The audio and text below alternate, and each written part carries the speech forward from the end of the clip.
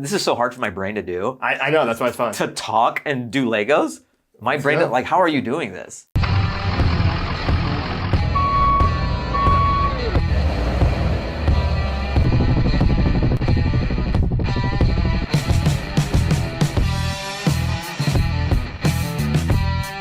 Hey guys, we're back. I'm John. My guest today, one of my favorite people. He's one of the first people I worked with here when I came to LA on his project, Hat Trick. We're going to talk about that. The hilarious Fahim Anwar. Thank you. Thank you. Yeah, there he is. So good to be here. Okay, so I told you the set that I picked for you was because of the first joke I ever walked in on you telling. Yeah, I was like, what joke? And you're like, oh, I'm going to save it. Yeah, we're going to save it for the show. I've been waiting for this. So you could do the reveal. Lift it up. This? Do the reveal, yeah. The Fast and Furious Vin Diesel car. What was the joke? Look at the box. Hold on. I think it was the pandemic. The pandemic was like a Fast and Furious movie. Oh, yeah. In the end, it's all about family. Yeah. It's in the special. It's in Hat Trick. It's in Hat Trick. And one of my favorite, the thing about that is it's such an like you have to know the Fast and Furious You have to know the movie. franchise. But the thing is, I think it's become such a parody of itself that even if you don't follow Fast and the Furious, you know that Dominic Toretto talks about family all the time. Yeah. Even if you've never seen any of the movies, you know that he loves family and like gold cross chains. And that's what I love about the joke. It's that you could have been like, people aren't going to really get this. But you knew that was a pop culture joke that everybody was going to understand. I will do jokes for 5 people, like, because it'll get enough laughs, and then, like, I'll go the extra tag mile for, like, 3 people. I had this one joke where I was talking about, like I don't want to do orgies or whatever, because I'd be afraid of, like, finishing first. And then, like, I'm getting lapped. You know what I mean? Yeah. Like, I'm ready to rejoin the orgy, and then I finish first again. So, like, everyone else is still going, and I've, like, come twice. And then I'm like, how are you doing this? How are any of you doing this? And then one of the guys fucking says, like, I never saved anything for the fuck back, which is like a quote from Gattaca. Oh God! When he's I wouldn't have got that. I know. It was like for me and maybe one other guy who knows Gattaca, because like it's one of my favorite movies. But when I'm ruining Gattaca, but one of the genetically inferior brothers who doesn't like genome that shit, they're racing because he's always felt inferior. And finally, the inferior genetic brother wins. And he's like, how are you doing this? And he's like, I never saved anything for the swim back. For some reason, that just like... It clicked with you. Yeah, I've carried that with me the rest of my life, you know? And I'm like, oh, this will be good for this orgy joke. So, you could start building yours. My set, we're gonna do classic, legendary cars. I'm going with Jurassic Park. It comes with Triceratops shit. But nice. Also... Does it come with a little Lego glass of water so that when... The dinosaur set does. This is the T-Rex scene. This is the Triceratops scene that just comes with the Triceratops pile of crap. It comes with Lego Jeff Goldblum. Yeah, and this is with his chest out. It's amazing. Very cool. Yeah. So Lego's come very far. But just the sidebar, you know, I feel like, you know how every girl takes a picture at the LACMA lamps? Yeah. Jeff Goldblum is the human version of the LACMA. Like every dating profile... Every girl has a picture with Jeff Goldblum. Oh, every dating profile I run into, they're with, what's the guy's name? He plays Negan in Walking Dead. Dean. Is he like the motorcycle guy? Yeah. Oh, no. He's the leather jacket, baseball bat, barbed wire. Interesting. Yeah. Every girl has a picture with him. It is mind-blowing how they all found him. I'm wondering if he's running a service. Take a picture with me. Maybe just had one day where it's like bang out all your cute pictures or all your dating profiles. My favorite part of your set is not only does it come with a Vin Diesel Lego minifigure, it comes with the wrench that he beat the guy to death with. I mean, you can't have the Lego set without that. No, I thought that was great. I was like, if you're gonna do this, you go big. You make sure. So when did you, where are you from originally? Are you from LA? Seattle. Seattle, okay. When did you get to LA? 2006? Yeah, 2006. So was comedy the goal? What was your goal when you moved here? Yeah, comedy was the goal. I mean, I had an engineering job. I was working at Boeing Aerospace. Were you really? Yeah, so that's why I landed in Long Beach. Because I got my degree and then I just applied to a bunch of jobs in Southern California. And then Long Beach, Boeing was the closest I could get to like Hollywood. And I was looking at Google Maps. The closest I Yeah, could I get. thought it was pretty close because you look at Google Maps, you don't realize traffic exists. I mean, map-wise, it is. Yeah, you're I like, oh, this guess. is a cinch. But I was taking the 710 trucking route at night. It would take me 45 minutes to get to Hollywood, and I would always crush a Red Bull before I had to drive back home. Jesus. So I didn't fall asleep behind the wheel and kill everybody. That was thoughtful of you. Yeah. And so you get, at what point did you decide I need to stop this job? Like this job at Boeing is not doing it for me. No, it was just like a very methodical means to an end, Like I had the day job and I wanted to get to a point where it became very obvious that the day job was holding me back, or like I have to leave now. I got to that point eventually. So, I mean, it was fine. It's not my calling or whatever, but it was a means to an end. It afforded me to get out here. I was able to. So that was always the game plan. The game plan was keeping this job until I get to where I want to be. Yes. Yeah. Which is because it got me out here. My parents were I'm not like a trust fund kid or something. Like I had to support myself to get out to LA. And then, I mean, no matter anybody in the arts or comedians, you have a daytime job anyways. So either you're going to be driving Uber. I mean, Uber wasn't even a thing when I came down, but like you're going to be a waiter. I just happen to have a career. That was my daytime job. And what was that? Was there even a discussion with the family, or was it like, yeah, I'm going to do this for now? Or they knew this was always the plan. You know what I mean? Like I don't think they thought that I would actually like carry. Succeed? Yeah. I don't think they thought I would succeed. Yeah, no, I think that's what we've all done. The other thing is that like parents, especially like I have a Jewish background, they don't understand what you do. What? Oh, like comedy? In entertainment, like my parents did not understand what my job was, that I can make my own schedule. Because even at my last job at the record label, your schedule's all over the place. They didn't understand outside of a 9-to-5 career. Yes. I learned that my dad only understands like sitting in a chair for 8 hours. Yes. Like going to like a break room, a water cooler. His brain can't fathom anything outside of that. It's wild. Like I would call my mom at like 3 p.m. and she'd be like, "Wait, you're on lunch break now?" I'm like, "No. I could just call you whenever I want. That's how that works. I'm not in a classroom." Yeah. I'm not. It's very interesting how people outside of that space just don't understand. This is a side note. This is so hard for my brain to do. I know, that's why it's fun. To talk and do Legos. My brain, like, how are you doing this? That's why it's fun. I love it. That's like singing and like playing at the same time. That I can't do. I can play guitar. I can't sing regardless. So you have like a much nerdier version of that skill? Yeah, this is a much... Because I'm trying to like tell my story and I'm like, So people are going to watch the video and just think that like I have brain damage or something. Like Fahim's been staring at the same... Can I just freestyle? Because I'm not going to be able to follow. Do what you want. If you want it to look like a car, great. I'm going Jackson Pollock on these Legos. I kind of appreciate that. And then when you take it home, you could. Because at least I'll be doing something with my hands instead of like trying to. It feels like I'm trying to take a test and you're fucking my shit up, asking me about my life. I'm like, shut up! I have to build Vin Diesel's car. Well, I was doing this right in the beginning of the pandemic. And then right when the pandemic happened was right after I had conversations from a company who wanted to bring this on as like similar to Hot Ones. And I was like, for me, this is way easier than having to eat hot food. Right. What if we did a hat on a hat? It's this and there's hot wings. Oof. You go, I don't know if we need that element, but it's Legos and hot wings. You're a pitch genius. Yeah, because it's something familiar for the suits. They go, we know what Hot Ones is. Oh, and you just add Legos? So it's better than Hot... Yes. Yeah. And they hand you bags of money. What, what were we talking about yesterday? Oh, pitch it. Just like crazy pitches that we've heard. Have you ever been in a pitch meeting or pitched something that was just the most absurd thing ever? That I've pitched Or that you've heard someone's pitched to you and like maybe it's a close friend and you have to just be like, oh yeah, that's great. I go with that. No, but I think of bad pitches all the time just for like comedic purposes.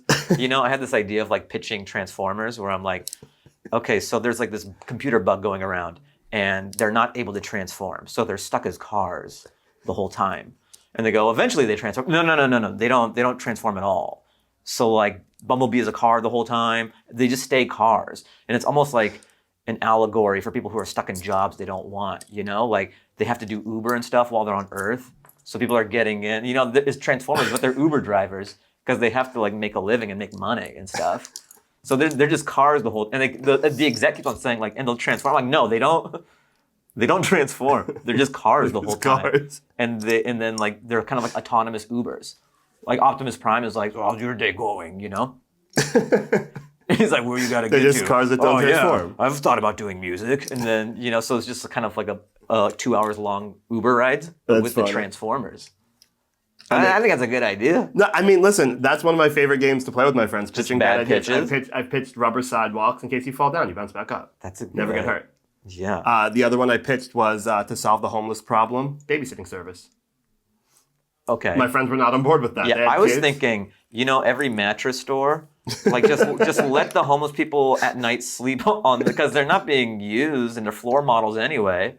Instead of just, they're encased in glass and no one gets to use them, just let them use the mattress stores at night. Am I the mayor? That's kind of genius. Did I just solve it? Well, non-jokingly, I mean, I guess kind of jokingly, but I always thought the same thing whenever I would go on the Warner Brothers tour and they'd be like, these are perfectly good buildings that have nothing in them. And it's like, well. Yeah, but they're like facades, you know what I mean? It looks like a house. But you could build stuff in there. Come on, you like. I always think that would be cool just to like live in the lot, low key, no one knows. Like go in for one audition and then you just happen to be there for 20 years. You know what I mean?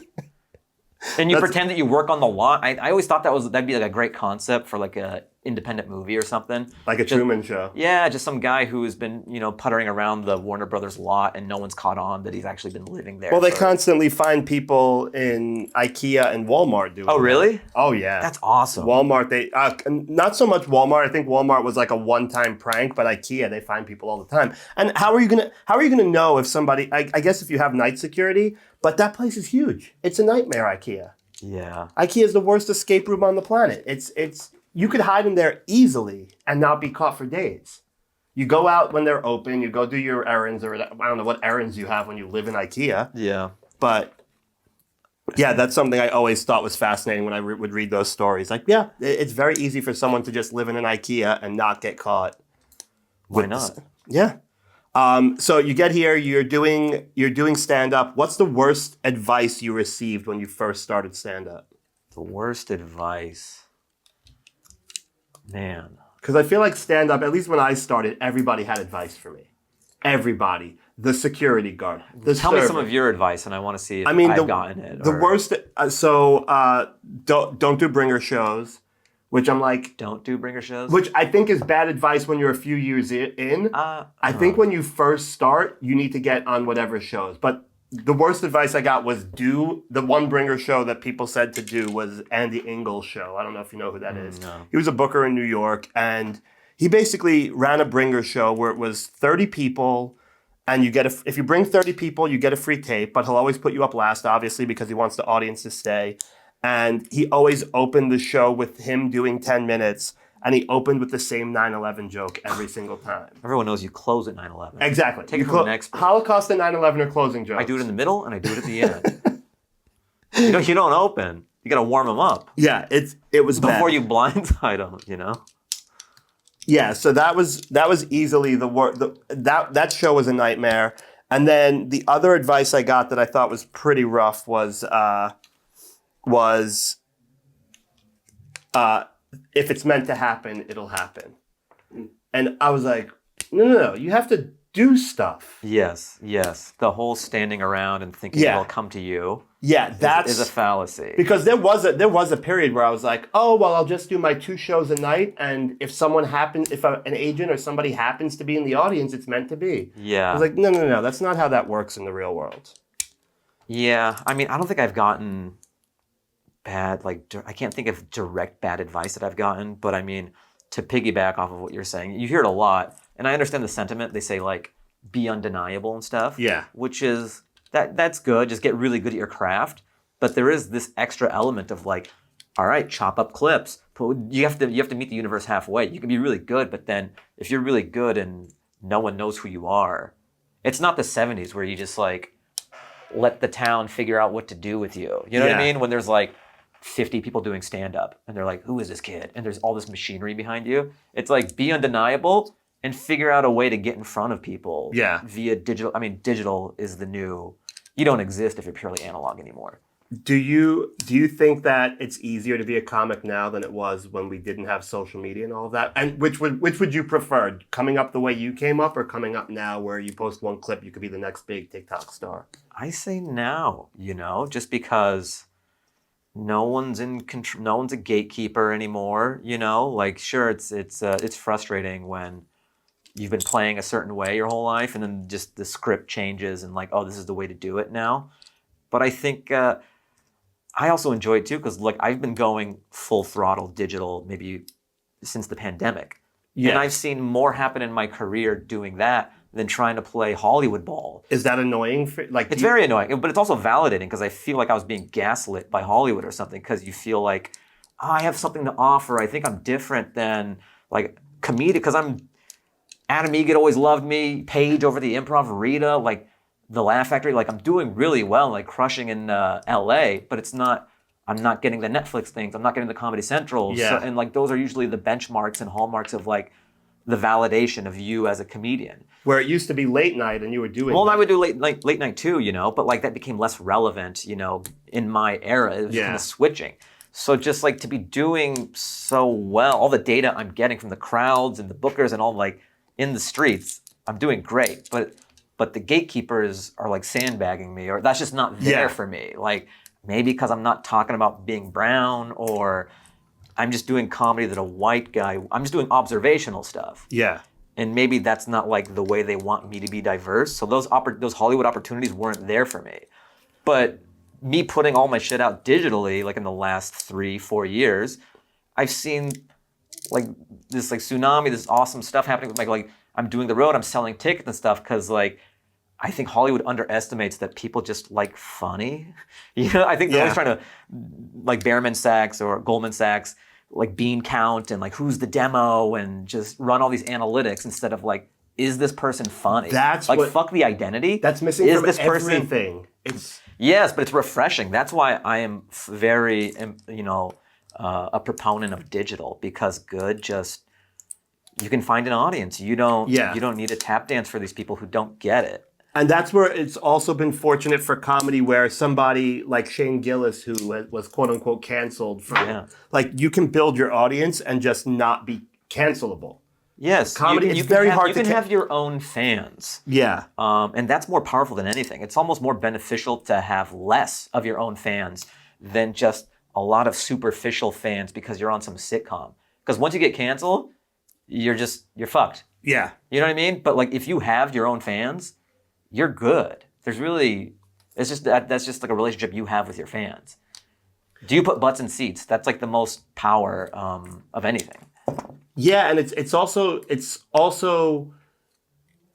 you're taking the power away from the people in charge, where they sort of got to pick the winners, and now you are like, no, I just got 5 million views on this. This could have been on your service that you didn't want from me. Well, there was so much fuckery going on when Hollywood just controlled everything, because that was the only way you consumed anything. You would watch Comedy Central, there was no other way to get in front of people.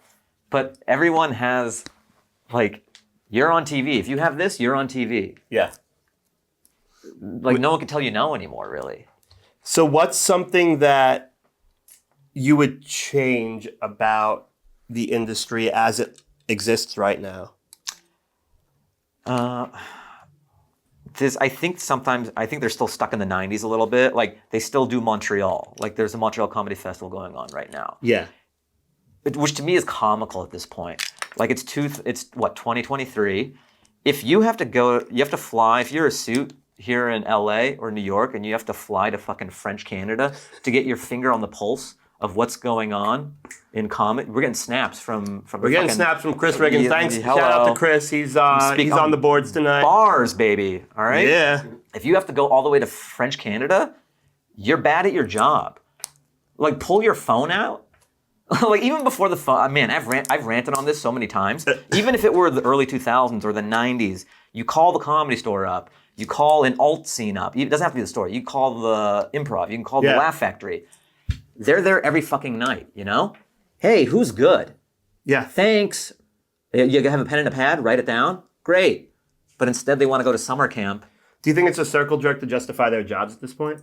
That's the way I'm looking at a lot of it. Yeah, to me, it's just perplexing. Like, and then also I hated how they assessed everything off of one show once a year.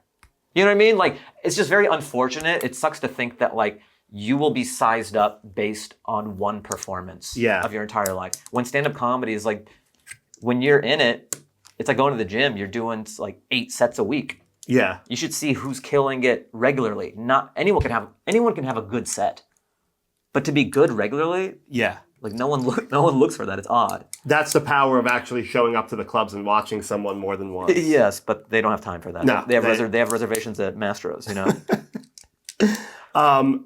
So let's one more question about you, and then we'll go into the special. So what if you could change one thing about yourself? What would it be? What would it be? This is good. That's a good question, man. I'm always fascinated with that question because I hate myself in so many different ways. I always get curious because I look at other people and like if I'm comparing myself to other people, a lot of times I'm curious what they don't like about themselves, like what they compare to other people with other people. I wish I was better at like networking, and not in a gross way, but like in an appropriate way. Because even sometimes, like, I'll have relationships and I'll have bridges with people, and I'm even too shy to, like, do something normal. You know what I mean? Yeah. Whereas some people have like, I'm almost jealous or inspired that, like, this person is able to take that swing, and that, like, makes my stomach turn or whatever. That's one of my big ones also. Yeah. I'm not good at schmoozing, and I'm not good at bragging about things I've done. Yes, like but there's a happy medium, and I think even if I were I'm getting better at it now. Yeah, there's a happy medium, though. This place is good at getting you in the mix in terms of hanging out in the parking lot, talking to other people, and just the schmoozing. I've gotten better at it just from working here, and that's something I'll always appreciate from working here, just being better at learning how to connect with people, but I'm still terrible about actually, like, being a yes man. And here's a piece of advice. Like, let's hear it. This is for young comics and just anybody who asks, because I would do this to do shows sometimes or whatever, like there's nothing wrong with the ask, because people don't even know that maybe you want that thing, or, you know, so the ask is okay, but I always give people an out. I'll say, hey, you know, when I was a young comic, I'd say, hey, I've heard about your show. I heard it's great from so-and-so. I'd love to do it sometime. I'm sure you're getting slammed. If not, no worries. Yeah. Give them the out, so that, don't say, I want to do your show sometime. And now you have this cloud, this weirdness hanging over you and this other person, and they don't want to be in the same room with you anymore because they think that you like need this from them. But if you're like, hey, I just want to do it sometime, letting you know that. If not, I know you get slammed. It's very understanding, and you're on their radar. So I think that's the perfect way to really do good asks. advice. Yeah. What's weird to me, and I'm gonna name drop him, the man Earl Skakel. He'll sometimes ask. He'll be scared to ask for like spots, or like if somebody cancels and he just happens to be here. Yeah, I don't want to bother her and just like ask to go up. I'm like, no. And Rick Ingraham, one of my favorites. Yeah. It's like, you have to ask. And the worst case scenario is they say no and you're right where you started. Right. You lose nothing. It's surprising how many people have been doing this for so long that are still like, they feel like they're a bother to ask. I'm like, no. You're paid regular here. Look, you should see how many asks they get from the fist bumpers out here, where they're just standing there all night fist bumping. That's a derogatory term, the fist bumpers. That's what I call. That's what I call them. Everyone knows what even if you don't work in comedy, you know what a fist bumper is. That's what I call them. They just hang around by the Fist belly room bumper. sign and just wait to fist bump whoever. I must fist bump 100 people a night. I couldn't tell you their name. You come home, you like Purell your knuckles. Yeah. Oh, I wash my hands every 10 minutes here.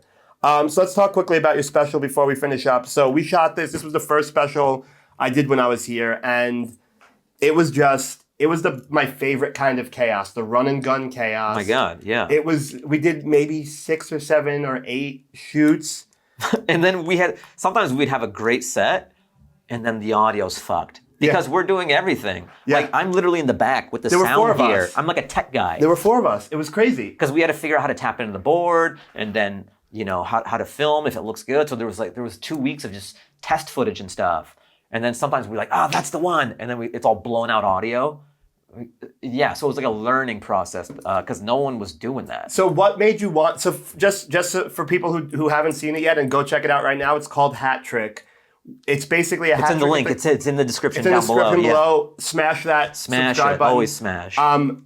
The hat trick at the Comedy Store is when you supposedly, like in theory, do the same set in all 3 rooms. No, it within the doesn't. same No, I don't see it as that. I think it's just you performing in all the rooms. So you do. It doesn't have to be the same set in all the rooms. Okay, my understanding was it's the same set. The purpose being, oh boy, What? I'm looking at What your the car.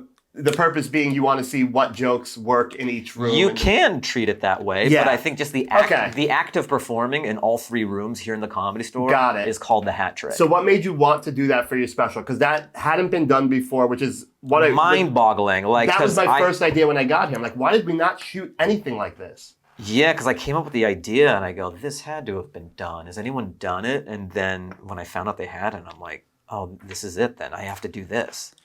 Yeah, it was perfect. Yeah. The reason I did it, it kind of goes again to like that Hollywood thing, getting nowhere with traditional Hollywood, you know, like I'm like, okay, I got to do a special on my own now. And then I think I'm playing from behind. I've been doing comedy a long ass time. I've been doing it 21 years.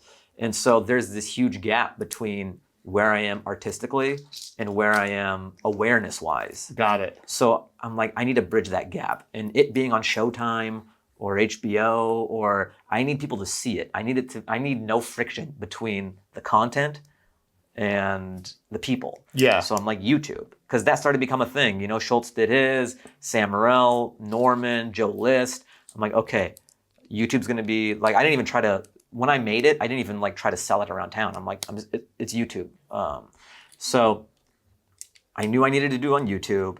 And then I've done a regular special before, like at it was at the Alex Theater. Yeah. Like a regular special. It's beautiful. There's a nice stage, like big theater. There's sweeping crane shots and shit. And I'm like, if I do that again, like who gives a fuck, really? You know what I mean? Yeah. There's no character in that. I've already done it. That doesn't make it stand out, really. It could be anybody doing that special. And I'm thinking about ways to have the special stand out. And I go, okay, I'm a paid regular at the Comedy Store. That's already a level of separation. That's no small feat, you know? They don't let everyone be so I have access to this place.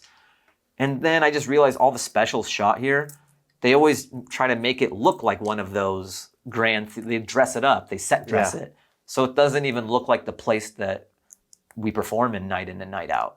And I thought it'd be really cool to just show the place kinetically for what it is. Just waitresses going through the rooms, like not blocking it out for 2 days, or I wanted to just like take the lens cap off and film what it feels like on a regular day of operation. And then to go through all the rooms. And so then I called Peter, and then he was down with the idea as well, because this would sort of be a bit of a test run for if they want to do future stuff. Yeah, and that's what it was. This was not a money grab for us. It was really just, hey. I told him, I'm not going to make any money. I'm the off new this. guy. Yeah. Well, yeah, I mean, the goal for us was just like, I'm the new guy. Let's see what we can do here with just what we have in-house. Mm-hmm. And we had shout out to Jonathan Vogler. He was awesome. He's great. And what you taught me, so I was the new guy. So as the new guy here, you don't want to ruffle feathers. And every time I tried to do something, I was basically told, oh no, we can't do that. No, we don't have the capabilities. And in my brain, I'm like, yes, you do. We do. But I can't, as the new guy, I can't be the one ruffling feathers. Sure. So I would wait for you to come in and just be like, oh no, I'll buy a splitter. We'll take care of this ourselves. And before we know it, like we're doing everything that I was told we can't do. And that's what I loved about Fahim. He was actually technically savvy, where there are some other people here.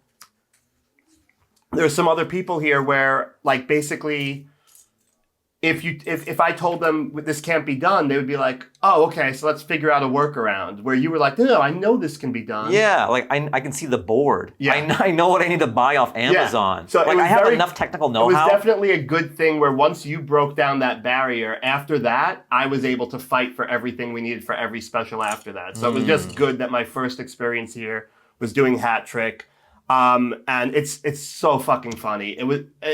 Thanks. Yeah, I mean, really I think when you watch it, that's the other reason I'm proud of it, and I like that I did it this way, is because it feels very personal. Yeah. When you do a special sometimes in some theater, It's a little impersonal and cold sometimes, but I think you get the it's a love letter to the Comedy Store, Yeah. and I hope people realize that. That's what that's yeah. Because I don't think anyone other than a paid regular could do a special like that. Well, I think the Because word is organic. Organic, yeah. That's what it was to me. It was like this felt like the Comedy Store, where every special, even the documentary that I saw here, didn't really feel Comedy Store-ish after I had gotten here because of all the smoke and mirrors. Yeah. So it was cool that you did that. All right, well, let's take a quick look at how far you got on. Yo, I nailed it, dude. Oh my God.